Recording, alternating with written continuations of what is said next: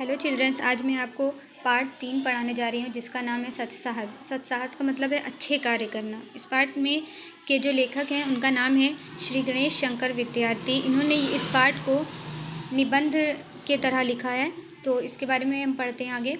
संसार के बड़े अथवा छोटे काम साहस के बिना नहीं होते। संसार के सभी महापुरुष साहसी थे। बिना किसी प्रकार का साहस दिखलाए किसी जाति या किसी देश का इतिहास ही नहीं बन सकता। अपने साहस के कारण ही अर्जुन, भीम, भीष्म, अभिमन्यु आदि आज हमारे हृदयों में जागरूक हैं। अल्पस्य पर्वत के विशाल शिखरों को पार करने वाले हनीबल और नेपोलियन का नाम वीरवरों के नामों के साथ केवल उनके अतुलनीय साहस के कारण ही लिया जाता है।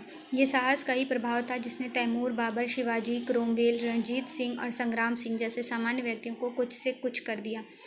मतलब कि इस पार्ट में बताया जा रहा है कि संसार में हमें कोई भी काम करना हो, हमें उसके लिए साहस यानी कि हिम्मत की ज़रूरत होती है।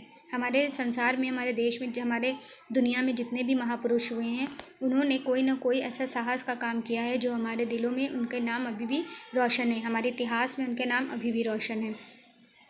साहसी के लिए केवल साहस प्रकट करना ही अभिष्ट नहीं, सूर्यवंश के क्रूर कर्मों, बादशाह मोहम्मद आदिल पर भरे दरबार में कितने ही सिरों और धड़ों को धरणी पर गिराकर एक मुसलमान युवक ने आक्रमण करने का असीम साहस प्रकट किया था। कारण यह था कि बादशाह ने उसके पिता की जागीर जब्त कर ली थी। इसी के उक्त युवक ने इतने साहस का काम किया, युवक मारा गया। उसके साहस और उसकी निर्भीकता का कुछ ठिकाना नहीं था, परंतु क्रोधांत होकर स्वार्थवश ऐसा साहस करने से युवक का ये कार्य किसी प्रकार प्रशंसनीय नहीं कहा जा सकता। इस प्रकार का साहस चोर और डाकू भी कभी कभी कर गुजरते हैं। महाराजा भी अपनी कुत्सित इच्छाओं को पूर्ण करने के लिए कभी कभी इससे भी बढ़कर साहस के काम कर डालते हैं। ऐसा साहस नीचे श्रेणी का साहस है। मध्यम श्रेणी का साहस प्रायः शूरवीरों में पाया जाता है। वो उनके उच्च विचार और निर्भीकता को भली भांति प्रकट करता है। इस प्रकार के साहस वाले मनुष्य में बेपरवाही और स्वार्थहीनता की कमी नहीं होती, परंतु उनमें ज्ञान की कमी अवश्य पाई जाती है। बादशाह अकबर के पास 2 राजपूत नौकरी के लिए आए। अकबर ने उनसे पूछा कि तुम क्या काम करते हो? वे बोले, जहाँपना करके दिखलाएं या केवल कहकर। बादशाह ने करके दिखलाने की आज्ञा दी। राजपूतों ने घोड़ों पर सवार होकर अपने अपने बर्छे संभाले और अकबर के सामने ही एक दूसरे पर वार करने लगे।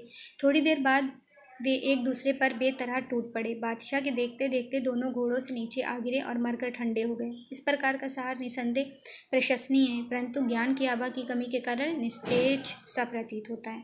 सर्वोच्च श्रेणी के साहस के लिए हाथ पैर की बलिष्ठता आवश्यक नहीं, धन मान आदि का होना भी आवश्यक नहीं। जिन गुणों का होना आवश्यक है वे हैं हृदय की पवित्रता तथा उदारता और चरित्र की दृढ़ता। ऐसे गुणों की प्रेरणा से उत्पन्न हुआ साहस तब तक पूर्णतः प्रशंसनीय नहीं कहा जा सकता जब तक उसमें एक और गुण सम्मिलित न हो। इस गुण का नाम है कर्तव्य परायणता। कर्तव्य का विचार प्रत्येक साहसी मनुष्य में होना चाहिए। इस विचार से शून्य होने पर कोई भी मनुष्य, फिर चाहे उसके और विचार कैसे ही उन्नत क्यों ना हो, मानव जाति की कुछ भी भलाई नहीं कर सकता। अपने कर्तव्य से अनभिज्ञ मनुष्य कभी भी परोपकार परायण या समाजहित चिंतक नहीं कहा जा सकता। बिना इस विचार के मनुष्य अपने परिवार का ही नहीं बल्कि अपने शरीर अथवा अपनी आत्मा का भी उपकार नहीं कर सकता। कर्तव्य ज्ञान शून्य मनुष्य को मनुष्य नहीं पशु समझना चाहिए। उच्च कोटि के साहस के लिए कर्तव्य परायण बनना परम आवश्यक है। कर्तव्य परायण व्यक्ति के हृदय में ये बात अवश्य होनी चाहिए कि जो कुछ मैंने किया वो केवल अपना कर्तव्य किया। मारवाड़ के मौरूदा गांव का जमींदार बुद्धन सिंह किसी झगड़े के कारण गांव छोड़कर जयपुर चला गया और वहीं बस गया। थोड़े ही दिनों बाद मराठों ने मारवाड़ पर आक्रमण किया। यद्यपि बुद्धवन मारवाड़ को बिल्कुल ही छोड़ चुका था, तथापि शत्रुओं के आक्रमण का समाचार पाकर और मातृभूमि को संकट में पड़ा हुआ जानकर उसका रक्त उबल पड़ा। स्वदेश भक्ति ने उसे बतला दिया, ये समय ऐसा नहीं है कि तू अपने घरेलू झगड़ों को याद करे, उठ और अपना कर्तव्य पालन कर। इस विचार ने उसे इतना मतवाला कर दिया कि वो अपने 150 साथियों को लेकर बिना किसी से पूछे जयपुर से तुरंत चल पड़ा। देश भर में मराठे फैले हुए थे, उनके बीच में भी होकर निकल जाना कठिन काम था, परंतु बुद्धन के साहस के सामने उस कठिनता को मस्तक झुकाना पड़ा। एक दिन अपने मुट्ठी भर साथियों को लिए वो मराठों के बीच से होकर निकल ही गया।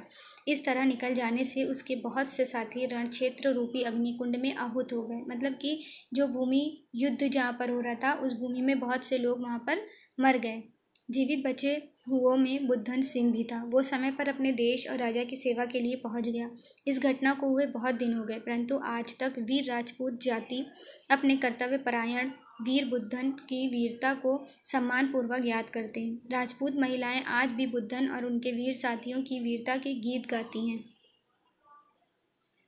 मरुदा में आज भी एक स्तंभ उन वीरों की यादगार में खड़ा हुआ इतिहासवेत्ताओं के हृदय को उत्साहित करता है। इन गुणों के अतिरिक्त साहसी के लिए स्वार्थ त्याग भी परामर्श है। इस संसार में हजारों ऐसे काम हुए हैं जिनको लोग बड़े उत्साह से कहते और सुनते हैं।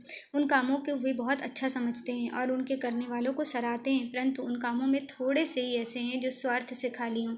समय पड़ने पर अपनी जान पर खेल जाने अथवा असामान्य साहस प्रकट करने में सदा आत्मोत्सर्ग नहीं होता, क्योंकि बधुआ ऐसा काम करने वाले यश के लोभ से, अपने नाम को कलंकित होने से बचाने के इरादे अथवा लूट मार के द्वारा धनोपार्जन करने की इच्छा से ऐसे मदान्त हो जाया करते हैं कि वे अपने मतलब के लिए कठिन काम करने में संकोच नहीं करते। सत्साहसी व्यक्ति में एक गुप्त शक्ति रहती है जिसके बल से वो दूसरे मनुष्य को दुख से बचाने के लिए प्राण तक देने को प्रस्तुत हो जाता है। धर्म, देश, जाति और परिवार वालों के ही लिए नहीं, किंतु संकट में पड़े हुए अपरिचित व्यक्ति के सहायतार्थ भी उसी शक्ति की प्रेरणा से वह हमारे संकटों का सामना करने को तैयार हो जाता है। अपने प्राणों की वो लेशमात्र भी परवाह नहीं करता, हर प्रकार के क्लेशों के प्रसन्नतापूर्वक सहता और स्वार्थ के विचारों को वो पटकने तक नहीं देता है। सत्साहस के लिए अवसर की राह देखने की आवश्यकता नहीं है, क्योंकि सत्साहस दिखाने का अवसर प्रत्येक मनुष्य के जीवन में पल पल में आया करता है। देश, काल और कर्तव्य का विचार करना चाहिए और स्वार्थ रहित होकर साहस न छोड़ते हुए कर्तव्य परायण बनने का प्रयत्न करना चाहिए।